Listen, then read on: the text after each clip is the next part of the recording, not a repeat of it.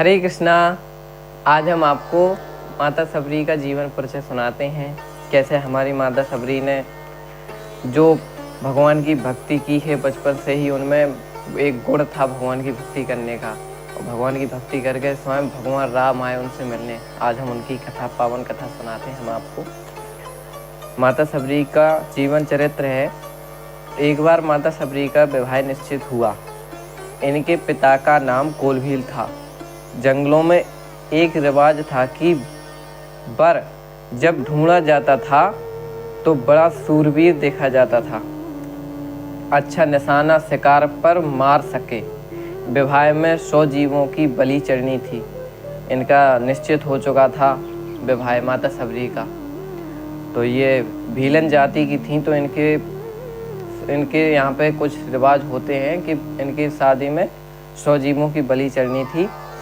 माता सबरी ने सोचा, ऐसे विवाह से क्या लाभ जिस विवाह में 100 जीवों की बलि चढ़े। माता सबरी ने रात के सारे जीवों को मुक्त कर दिया, रात को ही मुक्त कर दिया और भाग गई। बहुत दूर भाग गई वो, बहुत दूर जंगलों में। जंगलों में जाके दूर पहुंची। पास में मतंग ऋषि का आश्रम था। जो मतंग ऋषि थे, जिनका वर्णन रामायण में भी आता है, तो मतंग ऋषि की कुटिया थी, आश्रम था उनका। तो माता ने सोचा कि क्या पता ऋषि विचार माने कि मैं नीची जाति की हूँ, पर ऋषि ने ऐसा नहीं सोचा। माता सबरी ऐसा सोच रही थी कि क्या पता ऋषि हमसे विचार माने कि मैं नीची जाति की हूँ, है। तो लेकिन मतंग ऋषि ने ऐसा नहीं सोचा। ऋषि तो वही होते हैं जो सब चीज़ों से परे होते हैं, तो ऋषि ने ऐसा नहीं सोचा। मतंग ऋषि ने देखा कि सबरी आई हैं, ऋषि तो ऋषि हैं, सब कुछ जानते हैं। ऋषि ने अपने पुत्री के रूप में उनको स्वीकार कर लिया, माता सबरी को। एक दिन बोले, पुत्री तुम प्रभु की अनन्य सेविका हो, मेरा समय हो चुका है। मैं सदा के लिए यात्रा पर जा रहा हूँ। मैं आशीर्वाद देके जा रहा हूँ। एक दिन प्रभु राम तुम्हारे पास स्वयं आएंगे। मतंग ऋषि ने स्वयं माता सबरी को है आशीर्वाद दिया था कि एक दिन प्रभु स्वयं तुम्हारे भक्ति से प्रसन्न होकर तुम्हारे कुटिया में आएंगे, तुम्हारे पास आएंगे। अब माता सबरी प्रभु श्री राम के बहुत सेवा करने लगी। एक दिन माता सबरी झाड़ू लगा रही थी। वहाँ से एक महात्मा सरोवर से स्नान करके निकल रहे थे। माता सबरी के झाड़ू का एक कंकड़ उन महात्मा के शरीर पर लगा। महात्मा ने बहुत बुरी भली कही। माता ने कहा, अरे महर्षि, मतंग की तो मति मारी गई थी जो इस नीची जाति की सबरी को पुत्री बना लिए। मैं स्नान किया हुआ था, फिर भी मुझे अशुद्ध कर दिया। अब बताओ, ऐसी भक्ति क्या काम की जो आपके केवल झाड़ू का कंकड़ लगते ही और वो महात्मा कहने लग गए कि मैं अशुद्ध हो गया। ऐसी भक्ति व्यर्थ है। भगवान स्वयं भगवत गीता में कहते हैं कि जो मेरी भक्ति बहुत करे, लेकिन हमारे ही भक्तों को या अपने परिवार वालों को ऐसे कुछ शब्द, कटु शब्द खाए जिससे उनका दिल छीण हो जाए, तो ऐसी भक्ति, ऐसी पूजा का व्यर्थ है जैसे राख में किया गया हवन। भगवान स्वयं कहते हैं कि राख में किया हुआ हवन तो व्यर्थ ही है, ऐसी भक्ति भी व्यर्थ ही होती है।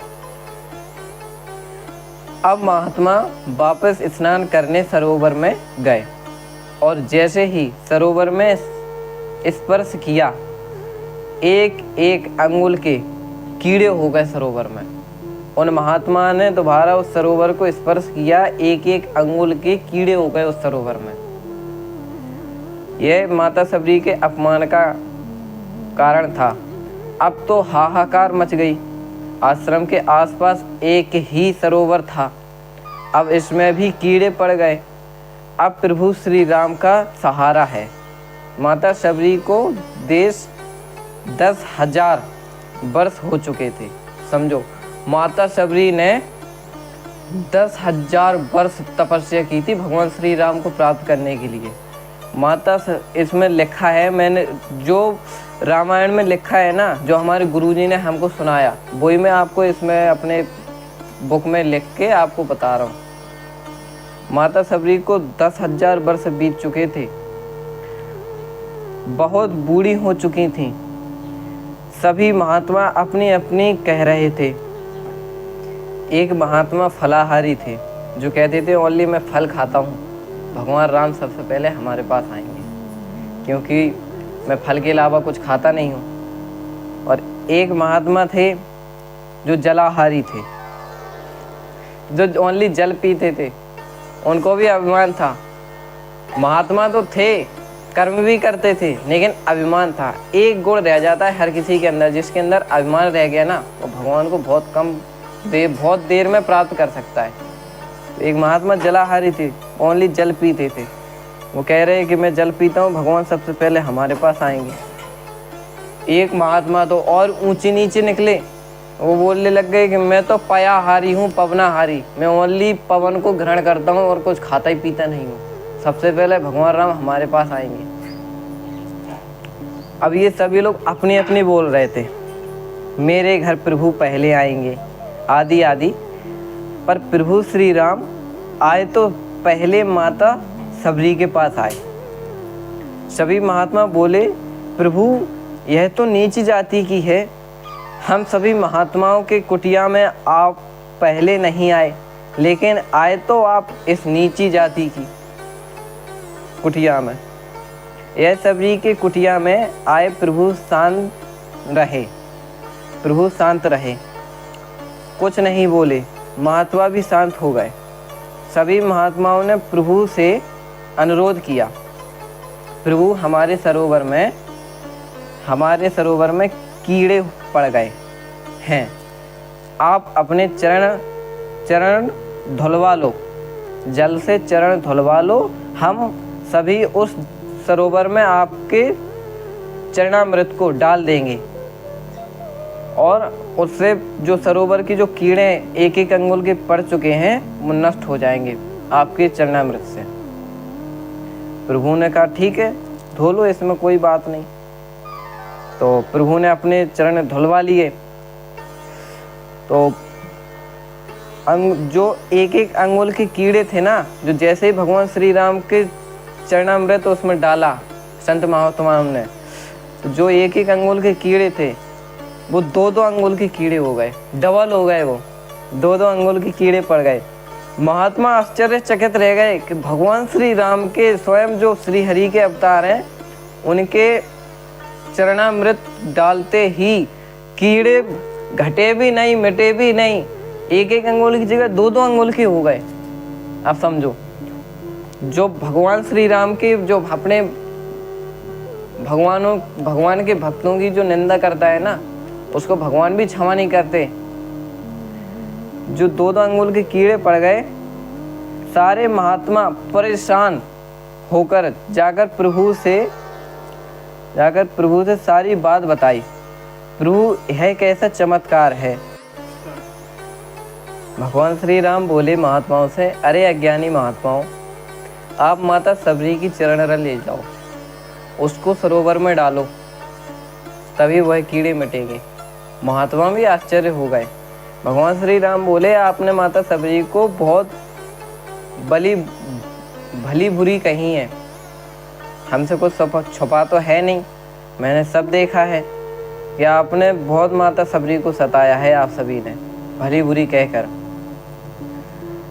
आप इन्हीं की माता सबरी की चरण रज ले जाकर उस सरोवर में डालिए, तभी वह कीड़े मिटेंगे। प्रभु के आदेश का पालन किया सभी महात्माओं ने। ऐसा ही पानी पहले से और भी, जैसा जो पानी था ना पहले, जो सबसे पहले जो कीड़े भी नहीं हुए थे, उससे भी सुंदर और स्वच्छ पानी हो गया उस सरोवर का। जैसे ही उसमें माता सबरी की चरण रज डाली सरोवर में, उससे भी स्वच्छ हो गया पानी, बहुत सुंदर, अति सुंदर। अब सारे महात्माओं का अभिमान चूर चूर हो गया। सभी महात्मा माता सबरी के चरणों में जाकर गिरे, क्षमा याचना की। प्रभु श्री राम भी मुस्कुराए। उन्होंने कहा चलो, इससे आपका अभिमान तो चूर चूर हुआ। प्रभु श्री राम भी अपने माता सबरी की जो लीला और हैं प्रभु श्री राम की, वो लीलाएं और हुई उनकी, जैसे जूठन बेर खिलाना माता सबरी का, ऐसा कुछ आदि आदि। तो ये हम आपको और अगली वीडियो में बता देंगे। तो इस कथा से हमें यही सीख मिलती है, यही सीख हमें प्रभु श्री राम बताते हैं कि जात बरादरी मानने वाले, घृणा करने वाले, ऊंच नीच मानने वाले जो प्रभु श्री राम के भक्त हैं, वो कभी भी प्रभु श्री राम को पा नहीं सकते। आप लोग भी ऊंच नीच यदि मानते हैं, देखो मैं तो अपने कहता हूँ स्पष्ट, मैं तो नहीं मानता ऊंच नीच, मैं तो केवल सनातन धर्म को मानता हूँ और हम सभी सनातनी हैं, बस यही मानता हूँ मैं। यदि आप लोग भी मानते हैं तो ऊंच नीच कृपया आप बंद कीजिए। वैसे भी भगवान श्री राम के हम सभी वंशज ही हैं, भगवान श्री हरि के। भगवान श्री हरि के नाभि से जो प्रकट हुए हमारे ब्रह्मा जी ने ही हमारे मनु और शत्रुपा को प्रकट किया, और मनु और शत्रुपा की हम सभी मानव संतान हैं। तो हैं तो भगवान श्री हरि की ही संतान। यहाँ पे जात बरादरी बना दी है, लेकिन मैं तो नहीं मानता, मैं तो स्पष्ट कहता हूँ। हरे कृष्णा, हरि बोल। अब आपको ये माता सबरी के प्रसंग कैसे लगा, मुझे कमेंट में आके आप ज़रूर बताएं। हरे कृष्णा।